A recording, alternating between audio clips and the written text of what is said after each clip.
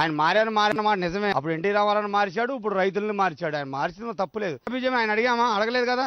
రాజధాని కట్టమని అడగలేదు కదా. నిన్న ఆయన మీటింగ్లో చెబుతున్నాడు రైతులకు ఆశ పనికిరాదు, అత్యాశ పనికిరాదు, రైతులు ఎట్టుండాలంటున్నాడు. మేము ఆ ఇంటికి పోయి అడిగాం, అయ్యా మాకు రుణమాఫీ చేయి, నీకు ఓట్లు వేస్తాను సీఎం. ఆయనకు లేదు ఆశ. ఆయన కొడుకు సీఎం చేయాలని చెప్పి దేశాలు తిరగట్లా. ఆయనకు ఆశ లేదు. తెలంగాణలో ఎందుకు ఇప్పుడు వాళ్ళ కొడుకు ప్రచారం చేస్తున్నారు కదా తెలంగాణలో. ఆయన ఆశ ఉండమట్టి ప్రచారం చేస్తున్నారు తెలంగాణలో. ఆయన ఆశ లేని ఇంటికాడ పడుకోవచ్చు కదా. ఆయన ఆశ ఉండమట్టి అంత మూట కట్టారు, కొడుకు ఇవ్వాలనే కదా చేస్తుంది. ఆశ అనేది మానవుడు అనేది ఎవరికి ఉంది? అప్పుడు ఎన్టీ రామారావు గారు ఆ మహాత్ముడు ఏమంటాడో పోయి తెలుగుదేశం పార్టీ పెట్టి ఆ లేని వాళ్ళకి అందరూ ₹2 బియ్యం ఇచ్చాడు.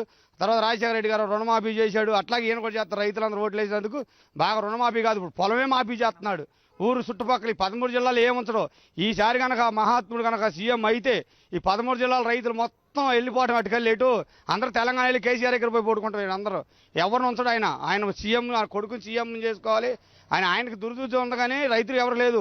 మేము ఫస్ట్ నుంచి చదువుతున్నాం, మా పొలం మాకు ఉంచు, మాకు రుణమాఫీ నువ్వు చేయొద్దు, మా పొలము మాఫీ చేయొద్దు ఆయన, మా బతుకు మమ్మల్ని బతుకుని ఫస్ట్ నుంచి పడుతున్నాం. ఆయన దృష్టిలో ఆయన చూసుకోవాలి. మా వాదన మేము పడతాం. మేము పోయి అడగల. చెబుతున్నాడు అత్తాశ పనికిరాదు, రైతులకి ఆశపడకూడదని చెబుతున్నాడు కదా. ఎవరు మేము వెళ్ళి ఆశపడ్డామా? నేను వెళ్ళి అడిగాం నిన్ను, మీ ఇంటికి వచ్చాయా మాకు రుణమాఫీ చేయమని. ఎవరు అడగలేదుగా.